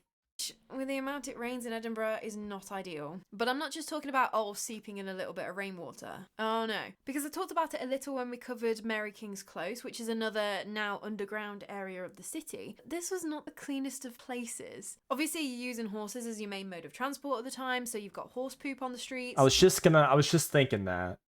But more importantly, there is no sewage system. Literal human waste would be thrown out of the windows after you'd shouted "Gardy Lou" to hopefully give anyone walking below you time to get the heck out of the way before you throw a bucket of nastiness all over their head. And so you've got all of that over the streets, and then the rainwater, which is washing it down the little cracks and into the South Bridge vaults. Within a couple of decades, the vaults had all been abandoned by these legitimate businesses. Yeah, because the vaults turned from a walkways to a sewer. They were useless as storerooms, as anything you stored in there was going to get covered in said nastiness. And come on, Oh. Okay, I missed the part where they said storerooms. who wants to buy their meat from the butcher who operates out of what is effectively now a rat-infested, disease-ridden slum? They were poorly ventilated, with obviously no natural light, and quite often flooded, with water that contained things that was probably best not to think about. But one man's hovel is another man's castle, and at the end of the day, this was still a roof over your head. It was still better than trying to survive out on the streets in the depths of winter. So as the businesses moved out, the poorest of the poor moved in. And it wasn't like they really had a choice. Edinburgh was still growing, people were still moving to the city looking for work. And these people just couldn't afford to rent a tenement house above ground. And to even build the bridge, they'd had to demolish 3 closes, Nidgery, Marlin and Peebles Wines, which were already known as very poor areas, like the poor had already lost the housing there. And so from this time period on, we don't really have that many official records. And that's because most of these people were squatting illegally, having something like up to 25-30 people living in one of these vaults alone. These dirty, rat-infested vaults where raw sewage was seeping through the ceiling. So it's no surprise that I saw one quote where it said that the life expectancy was something like 13 months. And that was because it wasn't just the disease that could get you. Because naturally, a 13 dark, months? pretty much underground warren of nooks and crannies, in a place where only the most destitute would be forced to go, which also happened to be a place where city guards turned a blind eye, was the perfect sanctuary for criminals. And it's thought that from about the 1820s-ish onwards, obviously there are no records, gangs of criminals, thieves, murderers, illegal taverns, gambling dens, brothels, they all gradually moved into the Southbridge vaults to operate in the darkness. There was also talk of body snatchers using the vaults to hide their freshly dug up corpses until they could get them to the medical schools. Because in case you didn't know, there was a real problem for Edinburgh in the 1800s, specifically again around the 1820s. Because Edinburgh was at the forefront of medicine around the time, its medical schools were highly regarded. So if you Oh, and they needed bodies so they can do practice and research on it. you wanted to train to be a doctor, Edinburgh was where you would go to learn from the best of the best. But to train all of these doctors, the medical schools needed a constant supply of cadavers for students to practice on, to learn anatomy and whatnot. And at the time, the only cadavers that were above board, were fair game for the medical schools, were those of criminals. But the demand was higher than that supply. And so a gap in the market opened up that body snatchers, grave robbers, or resurrectionists, whichever name you prefer, were only too happy to fill. And of course, the doctors were rather inclined not to ask too many questions, as they got what they wanted out of the deal. A fresh corpse could fetch you £8 in the summer when the body would decay quickly so it wouldn't be as useful for as long, or up to £10 in the winter when it was cold enough so that they could store bodies for longer and perform more dissections. And at the time, a labourer would have been doing well if he'd made £1 a week, so it was a pretty lucrative industry to get into if you could stomach it. And so during the 1820s, these grave robbers clearly have no scruples if they're digging up grandma for a few quid, right? And you'd think, oh, some of these loved ones, they would have been buried with jewellery, fine clothes, so that's a nice little income stream too, isn't it? These body snatchers, though, they lacked morals, not brains. Because theft was obviously very illegal, and if they were caught with their pockets full of gold jewellery or whatever else looked valuable, they'd probably hang for it. So they actually left all the corpse's personal items in the grave. Really? Because carrying around a dead body, that's still illegal, but it was a bit of a murky grey area in the law, and so they actually likely wouldn't hang for that. So What? So wait, they would get hanged for jewelry that's in their pockets, but they wouldn't get hanged for carrying around a dead body? Huh? just an interesting little mental image for you. The grave robbers would be carrying around naked corpses, so they couldn't be done for the capital crime of theft. So it was around this time in Edinburgh's history. Oh, so I'm guessing theft is a much worse offense than carrying around a dead body. Gotcha.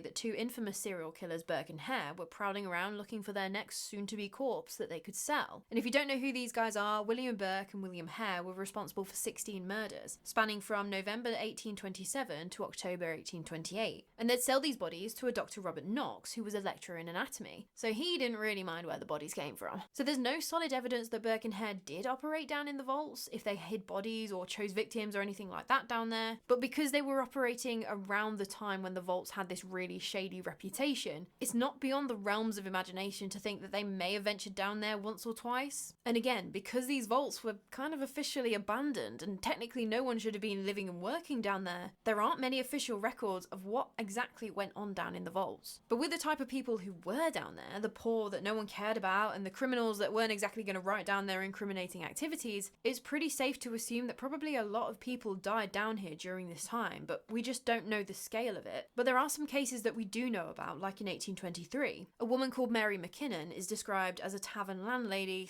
/ lodging house keeper, and her official address is 82 Southbridge. But reading between the lines, it's likely that her quote-unquote tavern was probably actually a brothel operating within one of the vaults.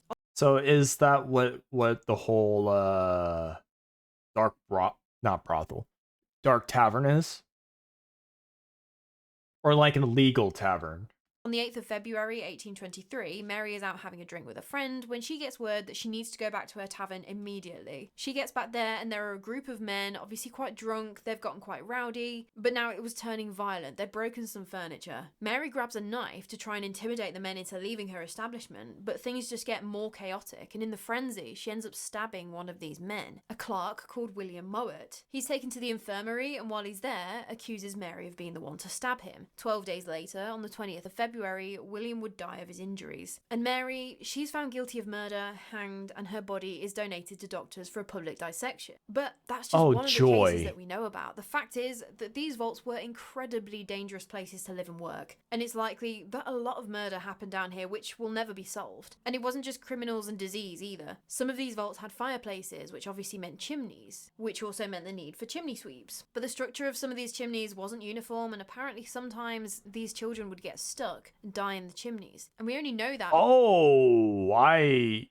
had that thought in the back of my head and then just yanked it right out along with some minor trauma. Because there was one chimney that was excavated, and apparently they found bone fragments from a kid who would have been between 7 and 12 years old up in the chimney. And if all of that didn't kill you, the disease, the murderers, the occupational hazards, even just plain starving to death because you were so poor, in 1824, the Great Fire of Edinburgh, which started on the 15th of November and lasted for around 5 days, that could be bad news for you too. Officially, the death toll was 13, but it's thought that loads more died down in the vaults. And this was because of where the fire was. The Tronkirk, which sat right above the vaults, that had caught fire, and so thick black smoke had begun again seeping down into the vaults. If the smoke got to you, you'd be killed within minutes, but that was a nicer way to go. It's been talked about online that because the fire was so intense above these people in the vaults, it heated up all the stones going down the bridge, and each vault acted like a baker's oven, effectively cooking you alive if you couldn't get out. But like I say, no. Is that true? No official records, no hard evidence of how many, if any, died in the vaults during the fire. We just don't know. So I think I can say with some degree of certainty that the Southbridge Vaults was not a place you wanted to find yourself in the 1800s. That is, until the 1860s, 1870s kind of time, because the vaults were then actually filled in with rubble to block it off from all the squatters and criminals. And there the vaults sat, blocked off, bricked up, and forgotten about. Until now. I do wonder if they were cleaned out before blocking it all off. Like, leave or you're going to be here forever. 1985, when the international rugby union player Norrie Rowan stumbled across a blocked passageway. He started digging and digging and digging, one bucket at a time, and uncovered the forgotten vaults after over 100 years. And it's from these excavations that we know about the people that lived and worked down there, as they found things like toys, medicine bottles, clay pipes, even horseshoes from the blacksmiths. Nowadays, some of the vaults have been turned into bars and clubs and things, and since 1996, there have been tour companies that now give both history and ghost tours of the vaults. And not surprisingly, both the guides and the visitors very commonly experience something that they cannot explain. And I'm talking almost immediately after the vaults opened up, people reported weird things happening. And the What? activity was happening everywhere, but there seems to be certain vaults that are like little hotspots. The first room I'm going to talk about is quite a nice room. We're starting off fairly positive. It's called the Cobbler's Room, and there's thought to be quite a friendly presence in this room. He's a shoemaker from the late 1700s, early 1800s time, so the time of legitimate businesses down in the vaults. And he's been known to actually manifest in the corner immediately to the right as you step in the doorway. Oh, He's described come as on. being a short, I bet this is all just tourist attraction BS. stout man in his early 50s-ish, wearing a leather apron over a white shirt, and he'll be happily working away on a shoe while he's sitting on a bench. And people claim that the atmosphere is very welcoming, almost cheerful, and this shoemaker is seen as being so friendly, like very smiley. Just overall, this room is a nice place to be. He's also apparently been known to tug at people's laces, which makes sense as a shoemaker. And it's also worth pointing out that if you find that the vaults are getting a bit too much for you, the atmosphere everywhere else is just a bit too dark, you can go into the Cobbler's Room for a bit of a break, as it's said that this entity will kind of help protect you from the more malevolent spirits down there. And there are a lot down there. There might Oh, I even... bet. With the whole murders and taking bodies and also the deaths down there, like there's a lot of things that you can do with this type of deal. Wonder if there's a game based off of this. be one in the Cobbler's Room itself, because yeah, this is a nice, friendly, inviting room, but in the corner to the left of the doorway there is something a little less nice that might make its presence known. The entity manifests as a woman wearing what looks to be a black mourning dress with a black veil over her face, and she is completely distraught, inconsolable, and she's known to mostly affect women, particularly pregnant women, by giving them abdominal pains, which I can imagine is very disconcerting as a pregnant woman down in the vaults having cramps. There was one tour guide who she was pregnant at the time, and all things considered it was a very easy pregnancy, had no sickness really, other than 3 separate occasions, and each of these 3 separate occasions happened when she went into this room. She'd guide the group into this room, tell them the stories, all the while feeling more and more nauseous, and then she would be violently sick afterwards. But those were the only 3 times. Being in that room was the only common denominator during her pregnancy. There have been mediums who have made contact with this entity, and they think that this woman is grieving the loss of her only child, and all they can make out is that this child died in a horrific way, and that's why this woman is so distraught. Like in the chimneys. God. Can you believe it? That's still the nicest room to find yourself in down in Edinburgh Vaults. Although the Wine Vault is known to have a fairly pleasant entity in it too though. It's thought to be the spirit of a young boy, maybe around 6 to 8 years old, somewhere in that region. He's got curly blonde hair and he's wearing a blue suit jacket with those baggy Knickerbocker style trousers and a white shirt. I think mediums must have got in contact with him too, as it said that his name is Jack, and it's thought that he worked in the opium dens that would have been operating down there. Apparently he's most often seen peering out at tour groups from the lower shelves, and he likes to make his presence known to other children, which makes sense. Women also say that they can feel a cold hand trying to hold theirs, and it seems like he's looking for some sort of maternal protection, as he apparently is absolutely terrified of the one very malevolent entity who I have a lot to say about later on. Little Jack is also another entity that is potentially looking out for you though, as guests have reported feeling a sharp tugging on their clothes, and mediums say that this happens when Jack is trying to warn you not to go into a certain area because that's where the big bad entity is. And so a lot of these vaults, they're fairly small sized rooms, not a lot of headroom, although there is one vault that is now double the height, and it's because at some point the ceiling in this particular vault collapsed and made 2 vaults. I kind of figured when it said double the height, I just how did I imagine it just being the ceiling caved in? Basically double the height vault. And there's been a lot of weird things reported in this area. In 2005, there was a woman on a tour and she was absolutely adamant that she had just seen a flesh and blood person who looked exactly like Abraham Lincoln. I don't think it was the spirit of the 16th president of the United States, but it was probably a good representation of what this figure looked like, dressed in the fashions of the time of the 1800s. Yeah. This woman said that she watched this figure for a few seconds before he turned and walked away towards the door. Did he have an axe with a top hat going around cutting down cherry tree?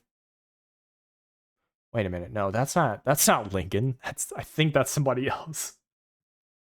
But he did have a top hat, I think. Did Lincoln like had a top hat, or is it just I don't know. There is another entity who's been spotted in this room, and it's that of a naked man. He seems to be Huh? floating in the upper section of the room, so where the floor would have been. But it seems like the overwhelming consensus in this double height room is that the atmosphere is just totally off in here. Like the entities described, they just sound like some sort of residual echo. But the energy in this room seems to be actively negative for some reason. It also appears to really affect dogs if they're down in this room. They'll start barking, whimpering and crying, or they'll just anchor on and refuse to go in the room. And so then moving on, there's one room that I really need to mention. It's apparently called the Haunted Vault. I know, right? The Haunted Vault. As though this is the only vault with the ghost stories. But apparently Yeah, so inspirational? No. So creative with the name. when the vaults were initially opened up back in the 80s and 90s, the rooms that weren't taken over by businesses were actually used as band practice rooms, which makes sense. Solid stone walls, kind of underground, no one's going to hear you while you're working out the kinks. But there was this one particular vault that every single band hated. Any band that rented it out would always inevitably ask to be moved. Not only that, but within a few months of being rented out, it started to become so damp that it couldn't be used anyway. Which, yeah, a damp room and electricity for all your very expensive gear is probably not a good mix. It was getting so bad that this water was starting to affect the vaults around it too. It was spreading quite quickly. So they just... That doesn't sound like a haunted thing. That sounds like a... like an infrastructure thing.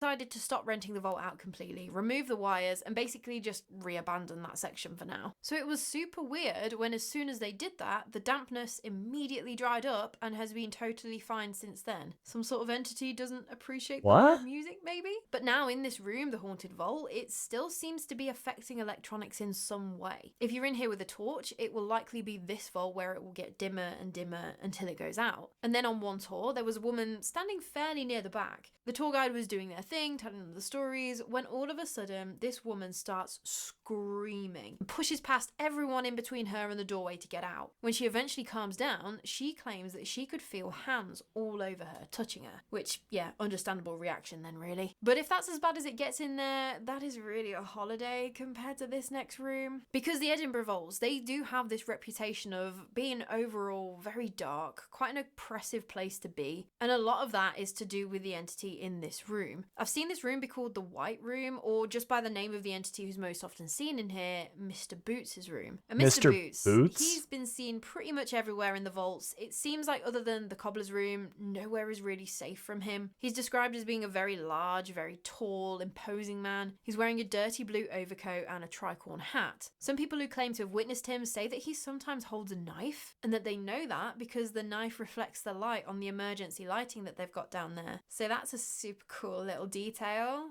That is quite super cool, but dang, that's scary.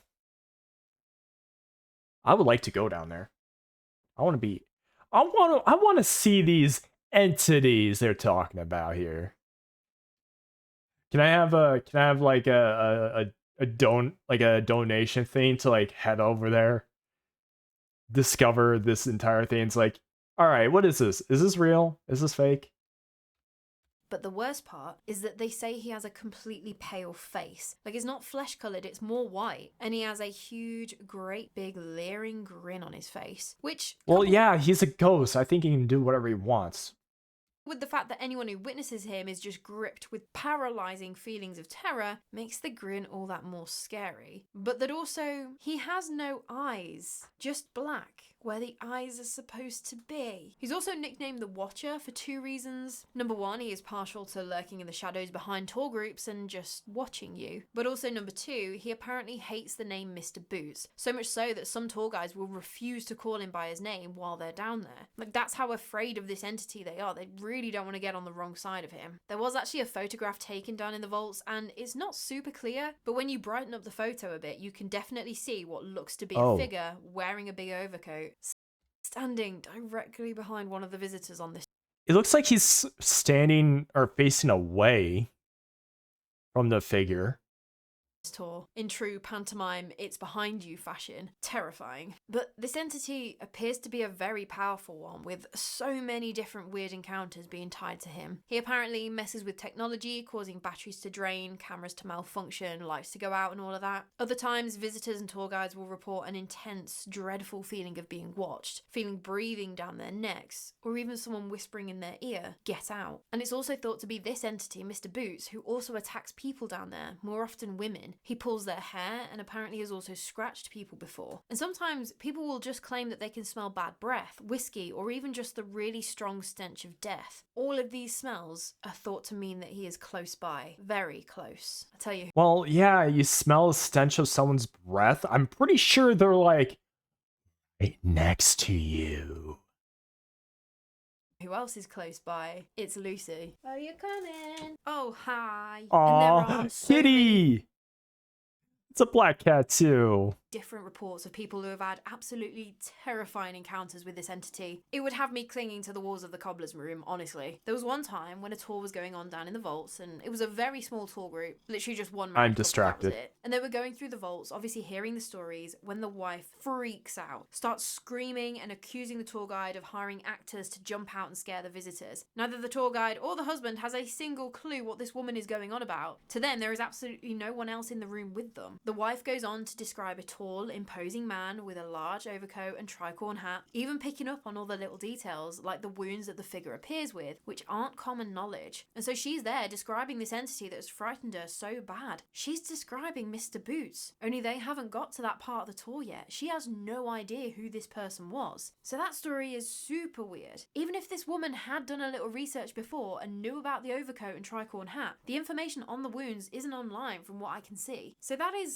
pretty compelling. There was another story that really freaked me out when I read it, and again, it was someone on a tour down in the vaults. The visitor just so happened to start looking around as the tour guide was talking and noticed this pale face staring straight, dead on at her. She didn't recognize this as a person on the tour, and anyway, all of the rest of the visitors are listening to the tour guide. But this face, it was locked onto this visitor, and she described the face as being twisted with pure hatred. Like you could just feel the hatred oozing from this being. She couldn't look away, and the whole left side of her body completely froze. Completely numb, cold, couldn't move, couldn't look away from this face. Then something yanked at her left hand, like a kid would if they wanted your attention. Oh. She managed to snap her gaze away from this hateful creature and look down, expecting to see a lost kid from the tour or something. There was absolutely nothing there. Okay, I'm liking. I'm gonna. When she looked, There we go. I'm gonna like.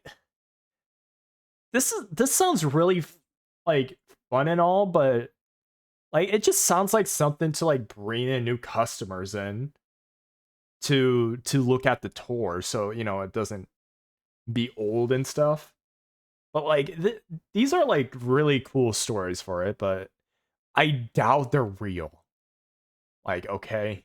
back up towards where the face was, it was gone. Was that maybe Jack, the little kid, saving the visitor from Mr. Boots? Maybe. Very interesting story. Creepy, but interesting. And so for a lot of the other main characters that appear to be haunting the vaults, we've got a little bit of an idea of who these people may have been in life. Admittedly through psychic mediums, which I know some people don't really believe in what they have to say, so it depends on how big your pinch of salt is with that one, I guess. But with Mr. Boots, or the Watcher, we really don't know. There have been a few theories thrown around. One theory says that he might have been a slum landlord terrorizing the poor families who had no choice but to live down in the vaults. Others think he might be a body snatcher looking for his next cadaver, or just any sort of criminal trying to hide what he's done or protect his stash or something, and that's why he's so territorial. Or then was he hired by other criminals or even a legitimate business to look after their goods? Because there wouldn't have been this overnight switch from the vaults being an okay place to be for legitimate businesses to store their stock into a seedy underground criminal haven. The criminals would have been gradually moving in while the businesses moved out of the storerooms. Was it that one particular business hired this terrifying guy to scare off any potential threats to his boss's stock? Kind of like a night watchman for a wine merchant storeroom or something. And then maybe a gang of criminals who were moving into the vaults at the time took him on and killed him down there. I'm just spitballing here, like just trying to think of possibilities. Because yeah, they're called vaults, but we're not talking secure, locked up bank vaults here. A lot of the time, you'd have to walk through your neighbour's storeroom to get to your own. So it would make sense to hire a dedicated watchman to guard your property.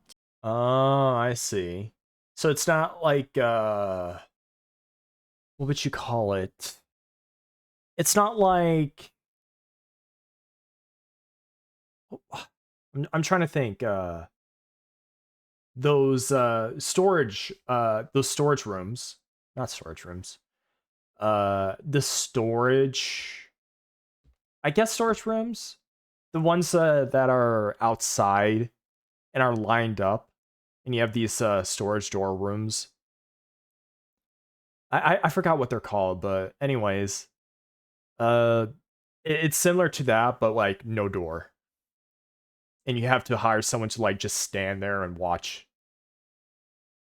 Something to think about, because while there are one or two friendly spirits down in the vaults that can save you from the more negative energy down there really is nowhere to hide where the Watcher can't eventually find you. So what do you think? Edinburgh Vaults haunted or just super atmospheric from the pitch blackness and the history? I think the absolutely believe latter. that these vaults are haunted. There are just too many stories of too many different visitors coming weeks, months, years apart who have no connection to each other, experiencing weirdly similar things. I don't know. I think it's just a bunch of baloney.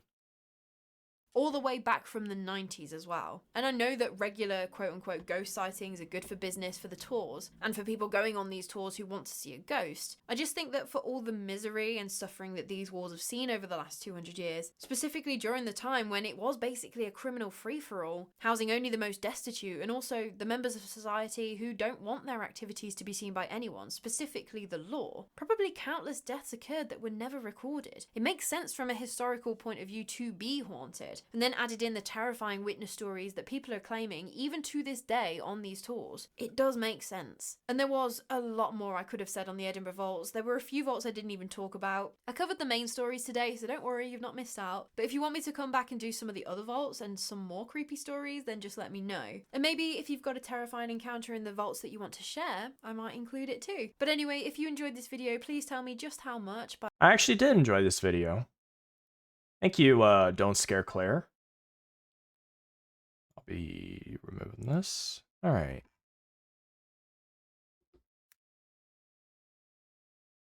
Alright, I am gonna be heading on now. Sorry for the short stream. I'm just not feeling it today. I thought I could, like, do another 2 hours. Or, not 2 hours. Another hour, but I'm gonna go send you on to a different streamer, excuse me. To someone who's probably doing a little bit more stuff than I do.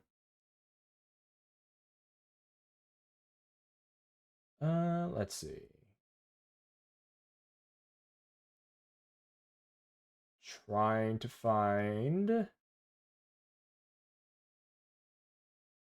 who to raid into. I just go on my Twitch.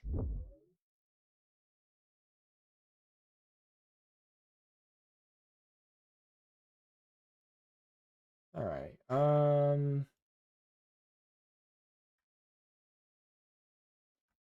Oh, thanks Switch for not making these show up. Jeez, there are a lot of people. Yeah, I chose a bad time to actually raid. Oh. Oh, wait a minute. Oh, well, we're gonna raid into Rihanna? Rihanna? No. Reniana. Alright.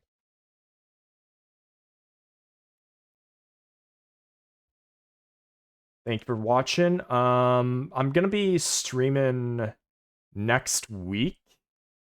Not tomorrow, but next week. So anyways, thank you all for watching. I will see you next week for who knows. Anyways, take care and have a good rest of your Halloween. Bye-bye.